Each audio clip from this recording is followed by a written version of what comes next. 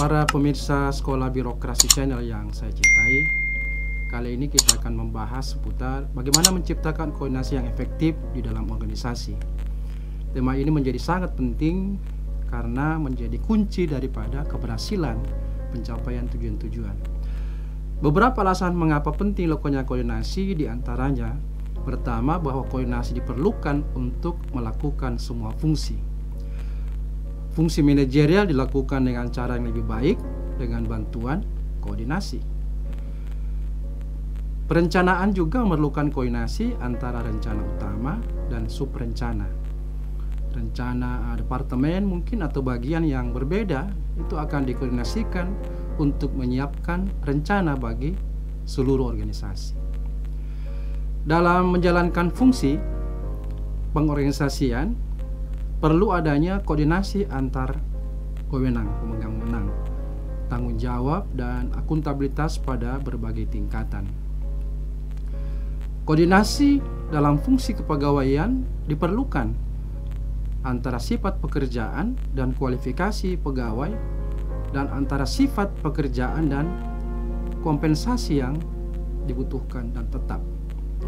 Dalam fungsi pengarahan diperlukan koordinasi antara atasan dan bawahan, antara perintah, instruksi, pedoman, dan lain-lain.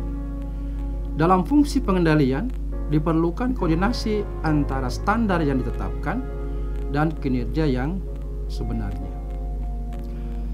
Yang kedua berkait dengan pentingnya koordinasi diperlukan tentu di semua tingkatan organisasi. Tentu koordinasi di tingkat atas diperlukan untuk menyinkronkan kegiatan organisasi dalam rangka untuk mencapai tujuan organisasi secara keseluruhan. Pada tingkatan menengah, koordinasi diperlukan untuk menyeimbangkan kegiatan bidang atau seksi yang berbeda untuk mencapai tujuan organisasi. Sedangkan pada tingkat manajemen yang lebih rendah, aktivitas pekerja dan lainnya itu dikoordinasikan untuk mencapai tujuan bidang atau seksi atau bagian atau subbagian. Yang ketiga, koordinasi diperlukan dalam merupakan fungsi yang paling penting karena koordinasi adalah fungsi dari setiap organisasi. Integrasi berbagai fungsi akan dilakukan melalui koordinasi. Tanpa adanya koordinasi akan terjadi kekacauan dan salah urus. Akan ada kebutuhan koordinasi untuk mengatur hal-hal yang benar. Semua fungsi manajerial berusaha mencapai keterpaduan berbagai upaya dan koordinasi menjadi inti dari manajemen. Masalah yang dihadapi di dalam upaya untuk mencapai koordinasi yang baik itu diantaranya adalah terkait dengan konflik tujuan. Tujuan mungkin akan muncul tumpang tindih, misalnya antara bagian penjualan atau pengadaan yang memperhatikan kepuasan daripada masyarakat, atau bagian produksi yang justru memperhatikan kepatuhan terhadap jadwal produksi. Kondisi ini harus bisa diminimalisir dengan melakukan koordinasi yang baik. Yang kedua terkait dengan ukuran organisasi. Tentu pertumbuhan ukuran organisasi ini dapat menyebabkan masalah, diantaranya jika bidang atau seksi tumbuh karena tugas yang semakin banyak atau melampaui bebannya selama ini. Koordinasi sulit dicapai dalam keadaan seperti itu. Ego unit atau mungkin bidang timbul karena kurangnya pemahaman, kurangnya kerjasama karena ada rasa kecemburuan di antara bagian atau bidang. Yang ketiga, kewenangan tidak terdefinisi dengan baik. Otoritas yang tidak jelas dan tidak terdefinisi serta hubungan bawahan yang kurang baik itu bisa menyebabkan kebingungan dan menimbulkan konflik kewenangan sehingga koordinasi menjadi sulit untuk dicapai. Yang keempat adalah kecenderungan membangun kerajaan. Mengambil keuntungan dari pendelegasian pemenang yang tidak jelas dan tidak terdefinisi, pimpinan bidang atau unit cenderung hanya memperhatikan kepentingan bidang atau unit mereka sendiri sehingga mengabaikan kepentingan organisasi. Kecenderungan membangun kerajaan ini membuat koordinasi akan menjadi sulit. Yang kelima adalah menyelesaikan konflik. Nah, untuk menyelesaikan konflik ini tentu dengan membuat satu pihak menjadi pemenang dan pihak lainnya kalah. Koordinasi ini tidak akan berhasil dalam jangka panjang karena konflik yang diselesaikan dengan kompromi, yaitu masing-masing pihak sedikit menyerah, hanya menunda penyelesaian perselisihan. Solusi nyata dan abadi terletak pada koordinasi dan integrasi, dan ini menciptakan sintetis kepentingan, dan itu tidak ada yang dikorbankan pada pihak siapapun. Yang keenam adalah kemandirian berpikir dan bertindak. Ketika orang-orang di dalam suatu organisasi mampu bertindak mandiri dan mengarahkan diri mereka sendiri, dan apabila tindakan mereka terletak pada arah yang berbeda, maka koordinasi menjadi sulit untuk dicapai. Nah, yang ketujuh tentu kurangnya semangat kerjasama. Ini salah satu menjadi penyebab koordinasi sulit dicapai. Jika tidak ada semangat kerjasama di antara bidang, unit, pegawai, maka untuk mencapai koordinasi yang efektif merupakan sebuah tantangan tersendiri. Yang kedelapan tentu perbedaan individu. Besarnya perbedaan antara individu yang signifikan di dalam suatu organisasi, terutama terkait dengan persepsi, nilai-nilai, dan keyakinan, maka koordinasi akan sulit untuk dicapai.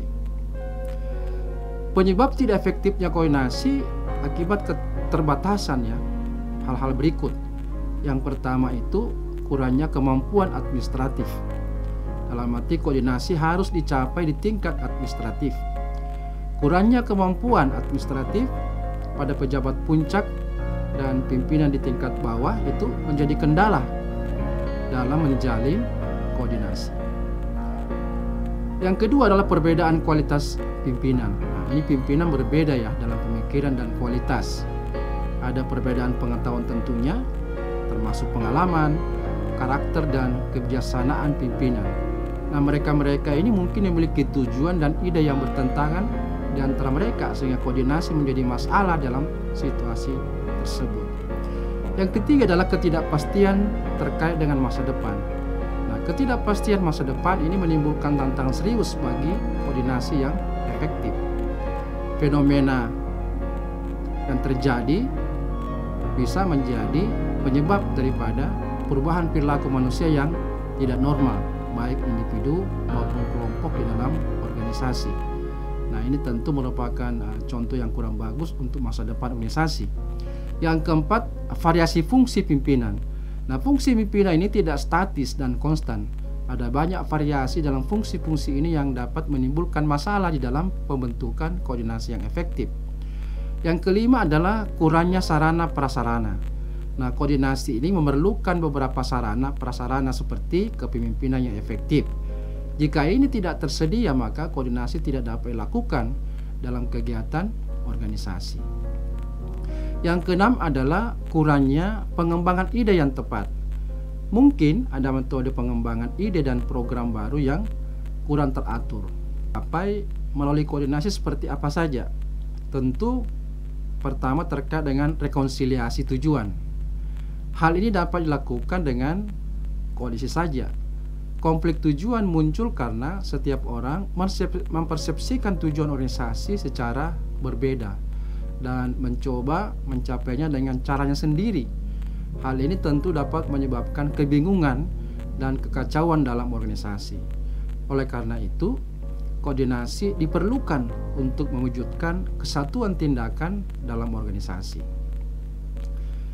Yang kedua tentu prestasi secara keseluruhan Nah, melalui koordinasi memungkinkan untuk menghasilkan pencapaian secara keseluruhan tentu yang akan jauh melebihi jumlah dari bagian-bagian maupun individu.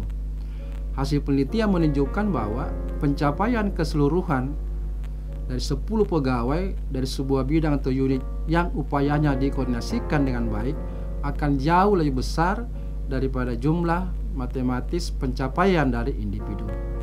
Hal ini terjadi karena melalui koordinasi, duplikasi usaha dapat dicegah dan waktu serta energi yang dihemat dapat dimanfaatkan dengan lebih baik dalam tugas-tugas yang lebih kreatif. Yang ketiga, ekonomis dan efisien.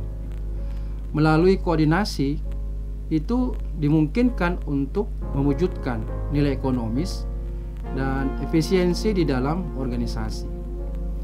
Koordinasi akan menghindari duplikasi kegiatan karena akan ada penghematan tenaga kerja, waktu, dan peralatan.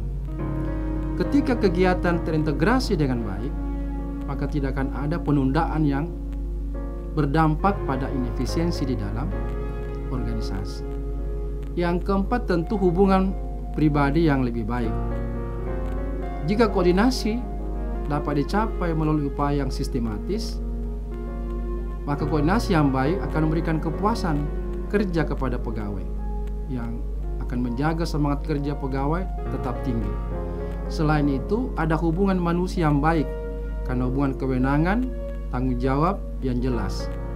Konflik antar pegawai di bagian terdepan atau linen maupun staf itu juga dapat dihindari melalui koordinasi yang tepat. Yang kelima, terkait dengan retensi pegawai. Penelitian menunjukkan bahwa koordinasi yang baik itu memiliki pengaruh yang signifikan terhadap pengembangan dan retensi pegawai yang baik di dalam organisasi. Jika organisasi dirancang dan dipola sedemikian rupa sehingga setiap pimpinan dan pegawai memperoleh kepuasan kerja, maka akan ada kecenderungan di pihak pimpinan dan pegawai untuk tetap bersama di dalam organisasi. Ketiadaan ini akan menciptakan kondisi yang rumit, di mana akan sulit bagi siapapun untuk bertahan lama di dalam organisasi. Nah, bagaimana teknik-teknik melakukan koordinasi yang baik? Teknik melakukan koordinasi yang baik dapat saya kemukakan di sini. Pertama, tujuan yang harus didefinisikan dengan jelas. Tujuan organisasi harus didefinisikan dengan jelas. Tujuan organisasi harus dipahami oleh setiap pegawai. Pegawai yang sadar akan mampu memberikan kontribusi dalam pencapaian tujuan-tujuan yang sudah ditetapkan dalam organisasi. Yang kedua, kerjasama. Ketika para pegawai dalam organisasi saling membantu secara sukarela, koordinasi menjadi lebih mudah. Ini dikenal sebagai kerjasama. Jadi kerjasama terjadi dalam organisasi dengan memastikan hubungan yang harmonis di antara para pegawai. Hubungan informal mempercepat kegiatan kerjasama. Nah, oleh karena itu hal ini harus dipromosikan dalam organisasi. Yang ketiga adalah terkait dengan kebijakan dan praktik yang diharmonisasikan. Baik kebijakan, prosedur, dan aturan harus berfungsi sebagai pedoman untuk pengambilan keputusan secara berkelanjutan. Hanya dengan kebijakan dan prosedur yang selaras yang dapat membantu mencapai tujuan organisasi. Teknik yang keempat adalah struktur organisasi yang sehat. Struktur organisasi yang sehat juga dikenal sebagai teknik koordinasi. Ini karena wewenang dan tanggung jawab telah ditetapkan dengan baik. Organisasi semacam ini tidak menimbulkan masalah dan hampir bebas dari sengketa atau konflik. Teknik yang kelima adalah hierarki manajerial. Hierarki pimpinan dalam organisasi juga bertanggung jawab untuk melakukan koordinasi. Pada setiap tingkatan atasan itu mengkoordinasikan kegiatan dan bawahan melalui wewenang yang ada padanya. Teknik yang keenam adalah sistem komunikasi. Sistem komunikasi yang baik tentu akan mendorong kerjasama dan saling pengertian antara individu dan kelompok. Hal ini tentu saja membantu dalam koordinasi yang lebih efektif karena setiap aspek mengenai organisasi jelas bagi setiap pegawai. Teknik yang ketujuh adalah petugas penghubung. Nah, petugas penghubung ini ditunjuk dalam organisasi dalam rangka untuk meningkatkan koordinasi antar bagian, antar unit, dan antar kelompok yang berbeda-beda.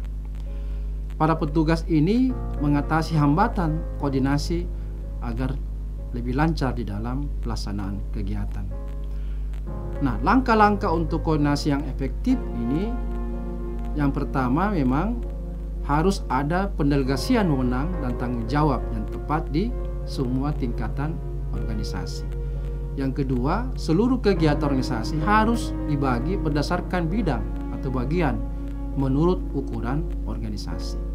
Yang ketiga, mempersiapkan dan mematuhi aturan dan regulasi, prosedur, kebijakan, dan lain-lain. Langkah yang keempat adalah terbentuknya sistem komunikasi yang efektif. Yang kelima, pembentukan unit pengaduan bagi para pegawai. Yang keenam, harus ada sistem pelaporan yang tepat. Langkah yang ketujuh adalah pegawai yang terampil harus diberi penghargaan yang memadai dibandingkan yang kurang. Yang kedelapan, pimpinan harus mendorong pegawai untuk berpartisipasi aktif di dalam rapat, konferensi-konferensi, seminar-seminar, dan sejenisnya. Langkah yang kesembilan adalah pimpinan harus mendorong pegawai untuk menjalin hubungan persahabatan dengan orang lain. Yang ke-10 adalah pimpinan harus memiliki kesempatan untuk mendapatkan pelatihan di bidang kepemimpinan, termasuk pelatihan mengenai bagaimana mengkoordinasi secara efektif, melakukan perencanaan, melakukan pegawaian, dan sejenisnya. Nah, inilah beberapa tips yang saya berikan pada kesempatan ini. Mudah-mudahan bermanfaat bagi kita semua. Sampai ketemu di tema yang lain, dan salam reformasi birokrasi.